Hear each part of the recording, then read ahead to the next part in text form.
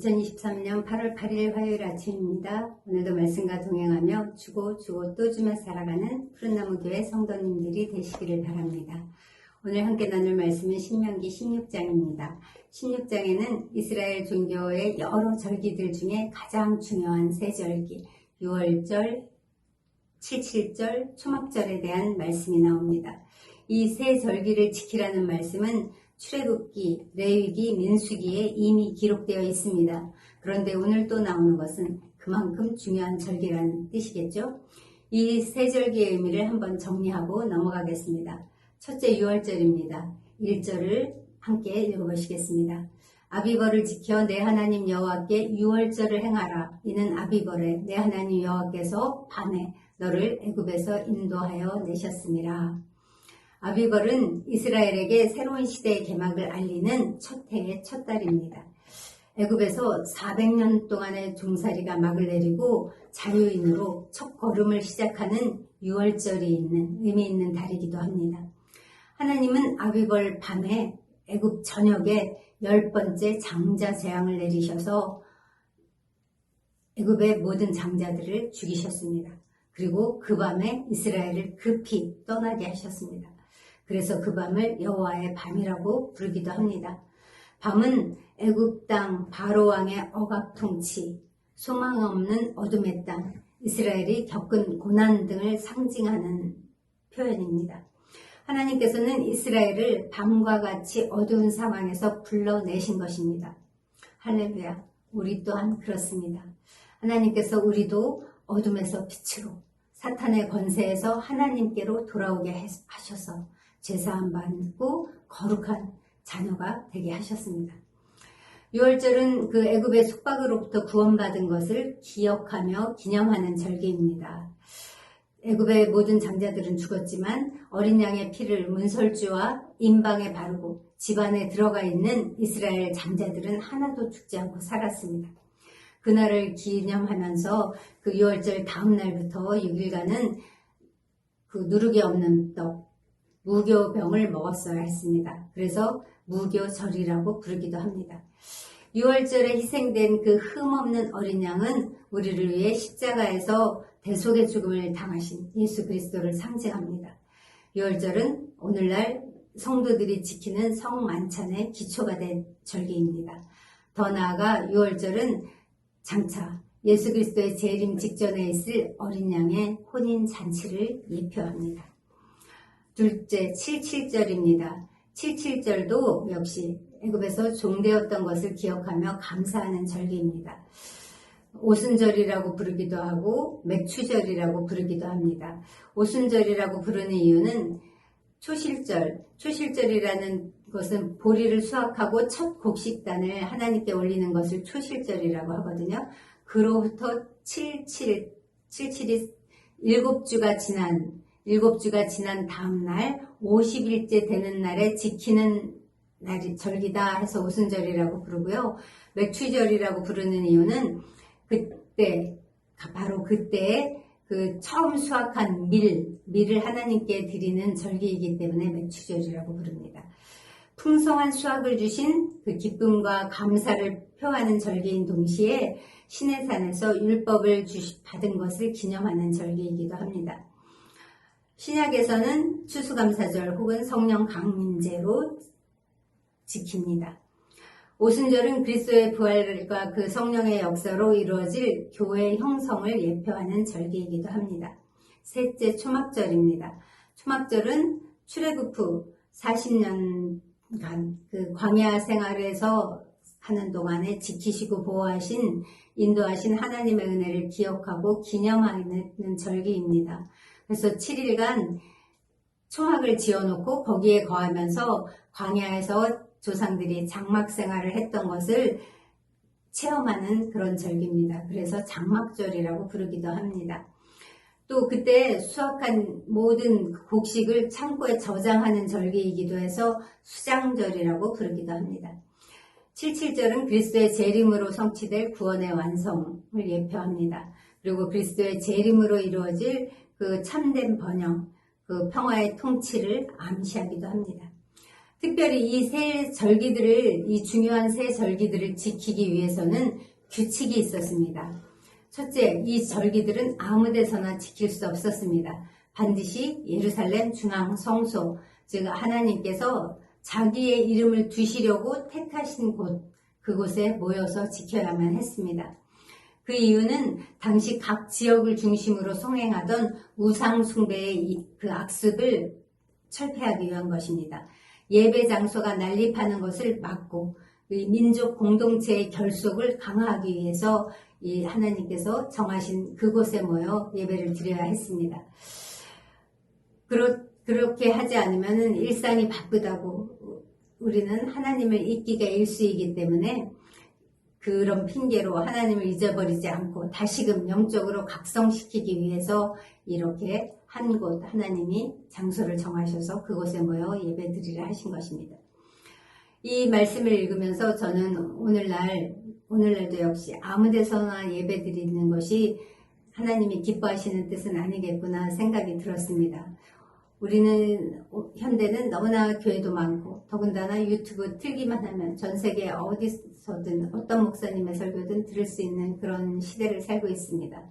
그러나 하나님께서 적어도 내가 적을 둔 교회, 내가 떡을 떼는 교회, 그곳에서의 예배를 지키라는 의미는 아닐까 생각해 봤습니다. 둘째, 이 절기를 지킬 때는 레위인과 객과 고아와 과부가 함께 즐거워하라고 명령합니다. 객과 고아와 과부, 이들은 사회적으로 소외되고 경제적으로 기반이 없는 이스라엘의 3대 약자들입니다. 따라서 백성들은 어떤 감사축제이든 어떤 절기이든 반드시 불우한 이웃들을 동참시켜서 그들과 함께 즐거워하고 그들과 함께 이 기쁨을 나누어야 했습니다. 왜냐하면 자기들도 과거 애굽에서 종살이 했던 것을 기억하라는 것이죠. 지금은 하나님의 은혜로 풍성한 축복을 누리며 살고 있지만 그러나 그때를 기억하며 불우한 처지에 있는 자들을 돌보라는 하나님의 배려입니다. 셋째, 이 절기 때는 빈손으로 여호와를 뵈러 오지 말아야 합니다. 반드시 하나님께서 주신 대로 하나님께 다시 예물을 드리면서 나와야 했습니다. 고대 팔레스타인의 풍습에는 백성들이 왕 앞에 나갈 때는 예물 없이는 절대 나아가지 못했다고 합니다. 그러니 이스라엘의 왕이실 뿐만 아니라 만왕의 왕이신 하나님을 뵈러 나오면서 빈손으로 나오는 것은 말이 안 되는 거겠죠. 하나님을 섬기되 형식적으로만 하지 말고 마음을 다해 섬기라는 뜻입니다. 오늘날 우리는 물론 이 절기를 문자적으로 그대로 지키지는 않습니다. 그러나 그 절기의 정신만은 꼭 간직하면서 지켜야 하겠습니다. 특히 과거에 어둡고 힘들었던 때에 우리를 구원하신 그 하나님을 구원을 기억하면서 감사하며 살아야 하겠습니다. 날 구원하신 하나님의 은혜를 늘 기뻐하고 즐거워해야 하겠습니다. 또 공동체에 속한 연약한 자들을 배려하고 하나님께서 주신 대로 많이 받은 자는 많이 드리고 형편이 안 되는 자는 형편에 맞게 드리면서 그렇게 나누는 삶이 되어야 하겠습니다. 하나님께 드리고 이웃과 나누는 그러한 실제가 있는 우리의 성도의 삶이 되어야 하겠습니다. 이 절기의 정신을 지켜서 살면 하나님께서 복 주신다고 하셨습니다. 그런 것을 믿고 즐거워하며 사는 우리가 되기를 바랍니다. 성도들이 하나님께 드릴 수 있는 가장 귀한 예물은 악에 물들지 않은 온전한 믿음 그리고 선한 행실, 말씀에 순종하는 삶이 될 것 같습니다. 18절로 20절에서 모세는 가나안 땅 입성을 앞둔 백성들에게 새로운 사법 제도를 제시합니다. 이제 그 땅에 들어가면 각 마을과 산간 지방으로 뿔뿔이 흩어져서 살 텐데 그러면 성읍별로 재판장과 지도자가 필요했기 때문입니다. 재판을 맡은 그 제사장이나 재판장들은 재판을 굽게 하지 말고 사람을 외모로 보지 말고 뇌물을 받지 말라고 교훈합니다. 그런데 지금 우리는 이 공의가 공공연히 무시되는 사회를 살고 있습니다. 피해자와 가해자, 그 다음에 옳고 그름, 선과 악이 뒤바뀌는 일이 비일비재한 세상을 살고 있습니다. 오죽하면 유전무죄, 무전유죄라는 말도 있겠습니까? 재판 당사자들을 외모로 판단하는 세상을 사는 거죠. 그리고 뇌물로 그 지혜자의 눈을 어둡게 하고 판단력을 흐리게 하고 그 의인의 말이 굳게 되는 그런 시대를 삽니다. 우리가 바라건대 또 이 성경 말씀이 말씀하시는 것처럼 하나님의 공의가 강같이 흐르는 그런 세상, 그래서 모두가 살아나는 그런 세상을 되기를 원하는데 그 책임이 누구에게 있을까요? 하나님은 그 책임을 세상 사람들에게 묻지 않습니다. 이 말씀을 이스라엘 백성에게 주신 것처럼 오늘 이 말씀을 믿는 이들에게 주시는 말씀입니다. 판단을 올곧게 하고 사람을 외모로 보지 않고 뇌물을 주거나 받지 않는, 그래서 받지 않아서 공평과 정의가 정말 강같이 흐르는 세상을 만드는 것은 세상 사람들에게 책임있지 않고 지금 여기 우리에게 있습니다. 그 일을 오늘 주신 이 말씀을 오늘 나로부터 순종하며 살아야 되겠습니다. 끝으로 21절 22절에는 여호와께서 미워하시는 것에 대해 말씀합니다. 하나님께서 미워하시는 일은 여호와를 위하여 쌓은 제단 곁에 다른 우상을 세우는 일과 자기를 위하여 주상을 세우는 일입니다. 이스라엘의 범죄 중에 가장 큰 범죄는 하나님을 섬긴다고 하면서 우상을 따른 것이었습니다.